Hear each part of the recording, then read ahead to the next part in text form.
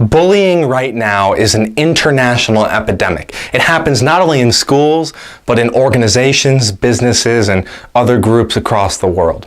Now, let me briefly share with you my own bullying experience so that we can extract some valuable lessons for you to better handle the bullies in your life. When I was in middle school and high school, I got severely bullied for having a slight lisp. Many of my friends said that I had a lisp and that also I was short, so people made fun of my height. Right now, I'm 6 feet tall. I'm very grateful to be a height that I enjoy being, but in middle school and in high school, I was one of the shortest kids in the entire class, and people made fun of me for that. I didn't have my growth spurt until my junior year of high school. On top of that, I had low self-esteem, low confidence, never really knew how to stand up for myself.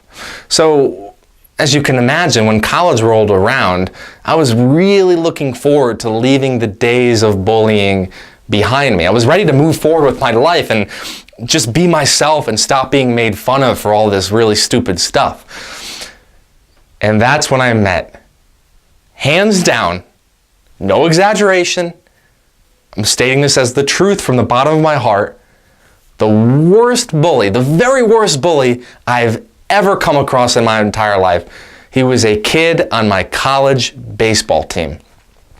I attended college at a school down in Westminster, Maryland, a small liberal arts school called McDaniel College. And for the record, it's a fantastic college, great school, great academics, great extracurricular activities. And as a quick sidebar, yes, I did have a good experience there despite this very intense bully I experienced. I'm going to refer to him as Tom. Tom is not his real name, but to respect his privacy, I'm not going to share what his real name was. And Tom hated my guts. From the very first instant that he ever laid eyes on me, he hated my guts. And to this day, I don't know why. I didn't do anything wrong to him. I didn't offend him. I didn't start anything with him. I didn't fight him. But he hated my guts. And every chance he got, he put me down. Now, here are the two things that I did not have going for me. I said did not have going for me. The two things I did not have going for me. One, I had low self-esteem and low self-confidence. So after a really difficult senior year of high school, things didn't really go my way. My final year of high school, I sort of limped into college, so to speak, psychologically speaking. I didn't have my full confidence like I did in previous moments of my life because senior year went so badly. So that was the first thing I didn't have going for me, low self-confidence and self-esteem. Bullies like Tom prey on people like that. And then the second thing that I didn't have going for me is that I didn't have the tools or know-how to assert or stand up for myself, which made it incredibly difficult to deal with this bully. Couple quick examples.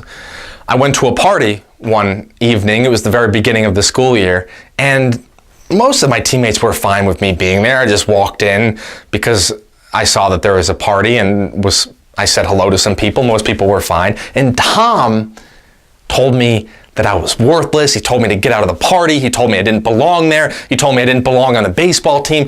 And I felt so embarrassed and I didn't know how to stand up for myself. And where I am now in life, I'm 27 years old.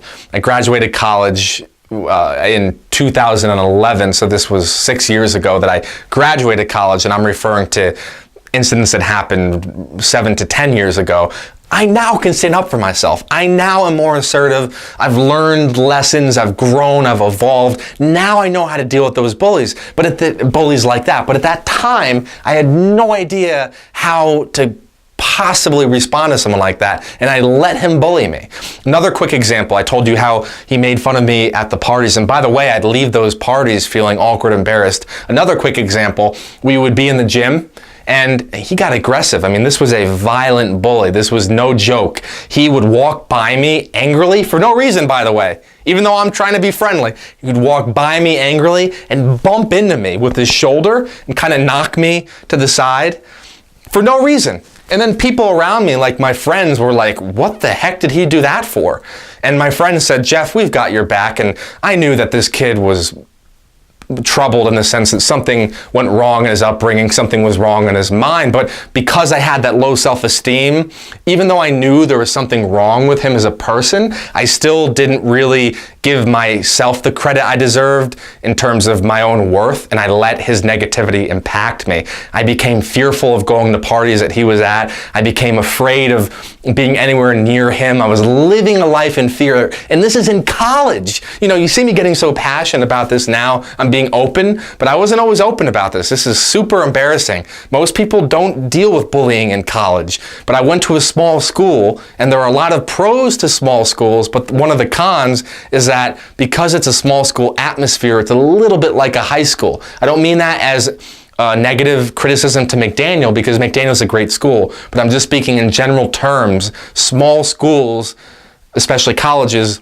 that are small, tend to be like high schools in the sense that everyone knows each other, and people who get judged or bullied tend to get targeted and zeroed out. I got excluded from parties. People didn't invite me out. People would follow this bully and leave me alone, meaning they wouldn't invite me, they wouldn't talk to me. Now I have tons of great friends. I've gotten away from negative people. Like I said, I'm in a completely different place right now, light years away from where I was at. But I'm taking you down the rabbit hole because I want you to know how serious this was. He wouldn't leave me alone. Junior year of college, I decided to study abroad for an entire year. And this was simply because McDaniel had their main abroad campus in Budapest. I'm 25% Hungarian, and I've always wanted to travel the world. So it was for good reasons. I wasn't running away from anything. I wasn't running away from Tom. He wasn't a factor in my decision to go abroad. I literally just wanted to travel the world. So I'm abroad for a year. I had a great year, by the way. Loved living in Budapest, loved exploring Europe. I come back my senior year of college, and now my confidence is starting to rise a little bit. I'm well traveled. I've experienced more of the world. I have a little bit more self-esteem. I mentioned to you how in senior year of high school, freshman year of college, I had no or little to no self-esteem, but now after traveling the world, I had a little more self-assuredness. I had more belief in myself. I had more self-esteem, and I thought to myself, Tom will probably leave what happened in the past. He'll leave it be. And for the record, really quickly, let me just insert this. I don't want you to think that I'm making myself out to be a victim, that I was perfect. I was not. I was imperfect in my responses to him. Yes, sometimes he did just bully me, and I let him do that, and I let him walk all over me, and I didn't respond. But there was a time one evening where I went into his room drunk. Really immature, really bad idea. And this was, by the way, sophomore year of college, before I ever traveled abroad. And I went in there drunk, and I didn't start a fight. It was a really insecure, really immature way of trying to become his friend. And I said, do you want to be friends with me? In this really half-hearted, drunken kind of way. And of course, I'm incoherent. That's not going to do any good. I'm barging into his personal space. So one of the lessons is, don't cross the line just because someone else does. And I know I'm on a quick little sidebar here, but I will tie back into wrapping this story up. But I wanted to make it clear to you that it wasn't only him that was in the wrong. I was also wrong because of how I responded. That one night I went into his room drunk. I invaded his private space. Was completely wrong of me to do. That was my one big mistake. That's it. I'm very transparent, I'm very open. If I didn't make that mistake, if I never went into his room drunk, I could honestly claim to you that I didn't ever do anything wrong. But that one night I made one big mistake. It didn't justify his bullying that was already occurring, and it didn't cause him to bully me to begin with, but it did make the problem much, much worse. And I'm glad I inserted that in here, because I want to make it clear that although, yes, he truly was the worst bully I ever faced, I also was imperfect in my response. So part of what I'm doing now and sharing this with you is having you learn from my mistakes so that you can better deal with the bullies in your life. First mistake that I've shared so far that I've made in terms of going into his room drunk is don't cross the line just because someone else does. The fact that he bullied me all of freshman year didn't give me the right to go into his room drunk sophomore year. I should have just been mature and kept to myself and stayed with my friends and not ventured off to his room in a very, very unexpected way, a way that he wouldn't have thought I've done. I didn't start a fight with him, Nothing happened that night. We didn't fight, we didn't yell at each other, but it gave him more incentive to bully me in the future. So I actually made the problem worse for myself. So now you know he started it. He attacked me in terms of his bullying, in terms of his negative comments, making fun of me at parties, bumping into me in the weight room, excluding me as much as he could, talking poorly about me behind my back and to my face, by the way. And on top of that, I also responded inappropriately. There was one night where I went to his room drunk. So keep in mind that I know exactly where I left off before I went on this little tangent here. Where I left off was I said, after I traveled the world for a year, my junior year of college, I came back to campus senior year of college with my self-esteem rising. And with my self-esteem rising, I thought he would leave the past behind. And I've already said that, but I'm just recapping so we can pick up where we left off. And we had a tailgate for a big football game, homecoming, fall of my senior year of college, and I'm hanging out with the guys, and there was a big bucket of ice cold beer. I'm of legal drinking age, by the way. I wasn't doing anything illegal. I wasn't even getting drunk at this point. I just was having a few beers with the team, and the beer was for every player on the team. All the players at that tailgate were drinking the beer, and no one said anything because it was automatically assumed if you're on the team you could have a beer. Well, after I had a couple, I was on my third beer. I wasn't drunk like I said, but I was just drinking beers like everyone else on the team was. And by the way, everyone else on the team went back for a second and third beer too, but no one else got flack but me. Well, I go back for a third beer, and Tom comes up to me. Get this is intense. He goes, "What the are you doing?" Swearing at me and just being a bully. Socks me in the face as hard as he possibly could. I get a big black eye on my right eye, and he leaves before I can even do anything. And I don't even mean that I would have hurt him, but I might have just done something out of self-defense. I might have said something back to him like, "Why are you attacking me?" I'm not a violent person. I'm not going to take physical abuse from somebody, but I'm not a violent person. So when I say I didn't get a chance to do anything back, I don't mean that I would have tried to hurt him. I just would have defended myself or said something back to him, but he left. So he hit me. No justified reason. Everyone was drinking that team's beer, but he obviously hated my guts. He punches me in the face, which, by the way, is a physical assault. He's now crossed the line from being a bully to a criminal, and then he leaves unexpectedly. Okay, so there's the main crux of the bullying. A couple days later, in the library, I happened to see him. Now, I'd had it up to here. I was done. Senior year in college, this is just a 4-year drawn-out nightmare with a kid who just loves bullying people. I don't know why. I'm not judging him for it. I'm just stating the fact he bullied me and others, but he bullied me the worst. My teammates knew what he was doing. In senior year of college, after he punched me in the face at the tailgating event, in the library, I see him. I say, "Let's go outside to the front of the library. Let's talk this over." I was being the bigger person. Now, I'm not making myself out to be a saint, and I specifically shared with you the mistake I made my sophomore year of college when I breached into his personal space, because I wanted to let you know I'm not perfect by any stretch of the imagination. But it's a literal and genuine statement of fact that even after he hit me, I calmly said, "Would you like to talk?" You've got to give me credit for that. You've got to give me credit for that. I could have gone in there violent, angry, defensive. I could have hit him back. I could have started a war for all I know. Metaphorically speaking, I could have had a fight with him. I didn't do any of that. I said, "Let's talk."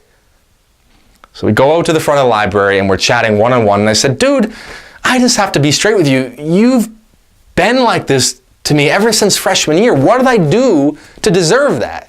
And I didn't say it, by the way, as passionately as I just said it here. I was calm, so I give myself credit for being calm. And he said, "You know, Jeff, I just don't like the way you do things." What? Weird. Made zero sense. And you know what? I didn't even inquire further into his inner world. I didn't even inquire further into his inner world because I didn't want to know what was going on in his inner world. He was clearly messed up in the head. He clearly loved putting people down. I didn't even care what his reasons were. I just wanted to end the feud and have that bullying part of my life be over. And he went on to actually acknowledge the fact that I traveled the world. So it was actually the one friendly conversation I've ever had with him.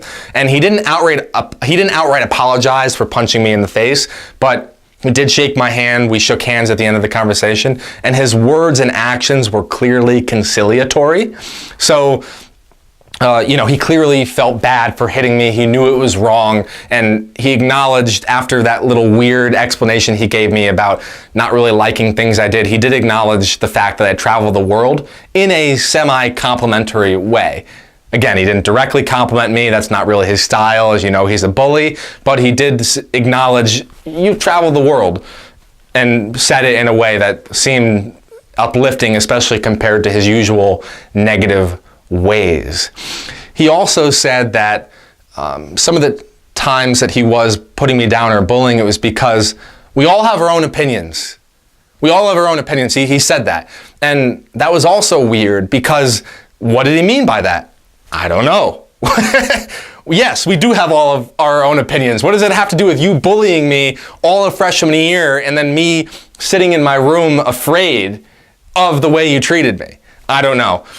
Maybe, maybe I'm just guessing here, he thought I was too nice, I was too kind, I was too genuine. My style is to treat people with respect. In his warped, immature, demented view of the world, you're strong if you're mean and you're weak if you're kind. And that's the opposite of my worldview. So I could be wrong here. He never said this. This is just my own guess. Perhaps he thought that I was too kind of a person, which, by the way, says a lot more about him than it does me, and it's very sad that he's that way. As Wayne Dyer says, how someone treats you is their karma, how you respond is yours. How someone treats you is their karma, and how you respond is yours. So ultimately, I sent him love, I ended the feud, we shook hands, we never spoke again.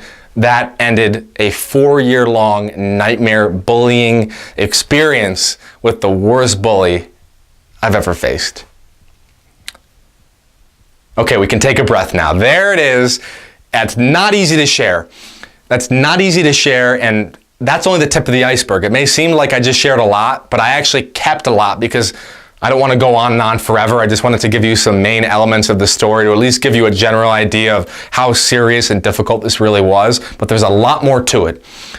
And I shared it because this is a vehicle to help you. And although it's my story, this is not about me. This is about how can you better deal with the bullies in your life. And my big tip for you is to send them love. Send them love. Send them kindness. Send them the very thing that they're not giving you, which is acceptance. Now, I know what you might be thinking right now. Jeff, that is darn right near impossible to do. And I know that feeling. I know how you're feeling right now because I went to those parties where I was utterly embarrassed, made fun of, and excluded by not only Tom, the lead bully, but other bullies who were lesser of bullies than he was, but also picked on me. I know what it's like to not be invited out for months and years on end, to be left alone in your room wondering why you're not accepted by other people. So I know that in reality, this is very, very difficult to do. And I'm not trying to be cheesy. I'm not trying to be corny. I'm speaking from my heart, from my soul. Send your bullies love. Violence only begets more violence. Negativity, hatred, judgment only begets more negativity, hatred, and judgment.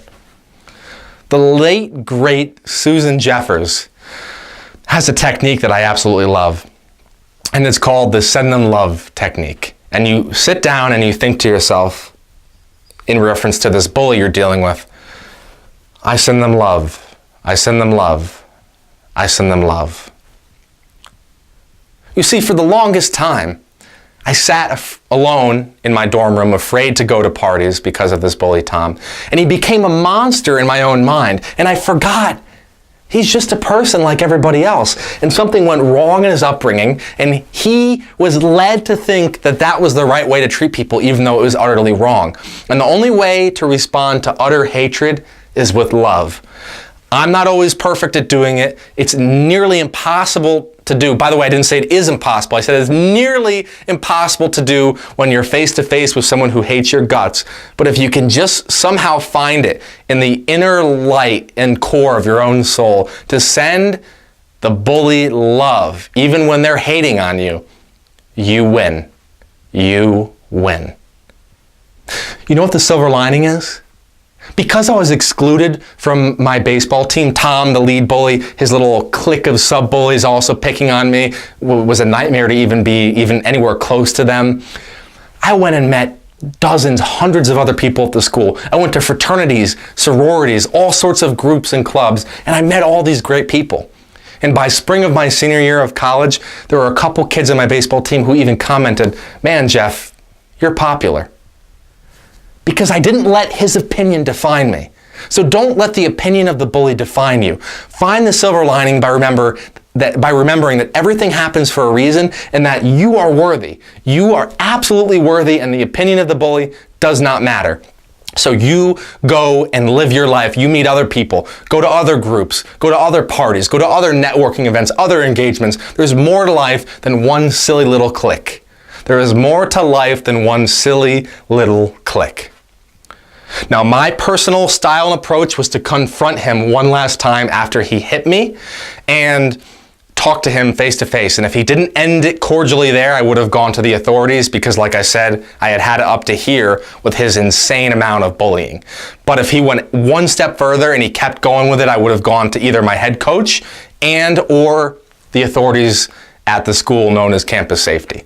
So when you're dealing with a bully and they don't stop and they go from being a bully to a criminal, don't be afraid to go to the authorities, because all you need to do is to solve the situation. That's all you need to do. The bully will make you feel like lesser of a person for going to the authorities, but if you do what's right, and when you do what you know is solving the situation, regardless of what the silly little bully thinks, you will win. Now, this has been a lot. I shared with you one of the most difficult stories from my past, which, by the way, is very difficult to share. I do have some raw emotions coming up inside me as I share it, but I'm doing it for your benefit and for the benefit of people you know, so that we as a species can evolve beyond bullying. Not only better dealing with bullies, but also getting bullies to stop being so mean to other people, because you really don't know what someone else is ever going through. Now, this really has only been the tip of the iceberg, not only in terms of the story I shared, but also in terms of the tips I gave you. And the main takeaway really here, amidst the lessons I've shared, is to send bullies love. To send bullies love. I don't mean that in a cheesy, corny, or backhanded way. I mean that in a very authentic, real way. Send the bully love and you will win.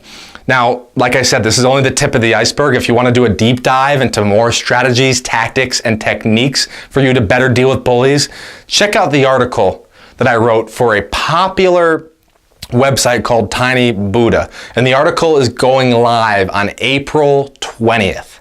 Now, I'm filming this video before April 20th. So if you're watching it before April 20th, please stay tuned, and the article will be released very shortly here in less than 2 weeks. And if it's April 20th or after, please share this video around. Let's spread awareness of getting rid of bullying, of better dealing with bullies, of learning these techniques to assert ourselves in a respectful way, to have our self-worth come from within, to find the silver lining in difficult situations, to send bullies love. And there are so many more great tips in that article I shared. So if you share the video with others, it'll not only spread awareness of bullying, but it will also allow people to find out about the article, which, by the way, when it goes live, I will put in the description below, and will allow people to apply these tips in their lives to better deal with and move beyond bullying and come out on top. This has been one of the most intense YouTube videos I have ever shot. It's not been easy to share this. I had a couple practice sessions before shooting this video, and those were also difficult because this was traumatic to experience, but I've moved beyond it. I've transcended it. I've let go of the event, and I'm only sharing it to help others better deal with the bullies in their life. So if you can take a lesson from this video, take a lesson from the article that I wrote for the Tiny Buddha website, which gives you tips on how to deal with and move beyond bullying, that will benefit you in your life. It's been a pleasure. Really appreciate you taking so much time to listen to what I said. I shared it from the bottom of my heart. and also through proven research techniques and tactics that you can use in your life. Be sure to check out the article I wrote for the Tiny Buddha website about how to deal with and move beyond bullies. Link will be in the description when it does go live on April 20th. And if you're watching this video after April 20th, the link will be there. Of course, you can also check it out directly on the Tiny Buddha site. Please like the video because likes will help it get more engagement. Leave me a comment and let me know what's a bully that you've experienced in your life. What's a bullying experience that you've had that's been traumatic? Tell me. Tell me. I'd love to dialogue about it to help you, to help each other. We're in this together. So please leave a comment, share the video around. And as always, if you are true to yourself, which I know you will be, you will reach your mountaintop.